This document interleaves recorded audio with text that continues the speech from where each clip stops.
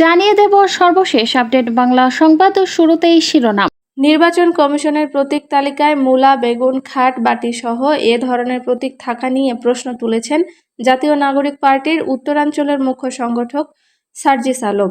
তিনি বলেন, যে ধরনের মার্কা দেখে মানুষ আসে সেগুলো নির্বাচন কমিশনের তালিকায় কিভাবে আসে? এটি তাদের রুচিবোধের প্রকাশ। রোববার সন্ধ্যায় পঞ্চগড়ের শেরে বাংলা পার্কে বিভিন্ন এলাকার মসজিদ কমিটির সদস্যের সঙ্গে মতবিনিময় শেষে সাংবাদিকদের একথা বলেন সার্জিস। এনসিপির মুখ্য সংগঠক বলেন, আমাদের কেন বলতে হবে যে নির্বাচন কমিশনের প্রতীকে মূলা, বেগুন, খাট, বাটি থাকবে না? দেশে প্রতীকের অভাব নেই। এসব প্রতীক কমিশনের রুচির ঘাটতিরই প্রমাণ। তিনি জানান, আইনগত কোনো বাধা না থাকায় এনসিপি শাপলা প্রতীক নিয়েই আগামী নির্বাচনে অংশ নেবে। প্রয়োজনে সাদা শাপলা বা লাল শাপলা কিংবা শাপলার সঙ্গে যোগ করে প্রতীক চাওয়ার বিষয়েও নির্বাচন কমিশনের কাছে প্রস্তাব দেওয়া হয়েছে। নির্বাচন কমিশনের আচরণ নিয়ে অভিযোগ করে সার্জিস বলেন, কমিশন স্বেচ্ছাচারিতায় নেমেছে। তারা ক্ষমতার অপব্যবহার করছে এবং কারো দ্বারা প্রভাবিত হয়ে চলছে।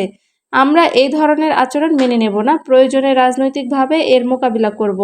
মতবিনিময় সভা শেষে গণ অভ্যুত্থান সহ বিভিন্ন গণতান্ত্রিক আন্দোলনে নিহত ও আহতদের স্মরণে দোয়া ও মোনাজাত করা হয়। সভায় এনসিপি পঞ্চগড় সদর উপজেলার প্রধান সমন্বয়ক নয়ন তানবিরুল বারী, জাতীয় যুব শক্তির নেতৃত্ব সহ দলীয় নেতাকর্মীরা উপস্থিত ছিলেন। জানিয়ে দেব সর্বশেষ আপডেট বাংলা সংবাদ ও শুরুতেই শিরোনাম।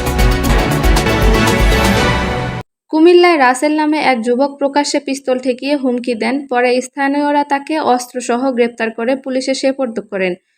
রোববার বিকেলে সদর দক্ষিণ উপজেলা চৌরাস্তা ইউনিয়নের আবদুল্লাপুর এলাকা থেকে তাকে গ্রেফতার করা হয়। গ্রেফতার রাসেল দক্ষিণ রামপুর গ্রামের হারুনুর রশিদের ছেলে।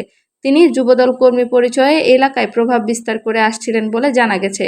সূত্রে জানা যায়, তুচ্ছ ঘটনাকে কেন্দ্র করে কুমিল্লা সদর দক্ষিণের আবদুল্লাপুর গ্রামের কয়েকজনের সঙ্গে পার্শ্ববর্তী দক্ষিণ রামপুর গ্রামের যুবক রাসেলের বাগবিতণ্ডা হয়।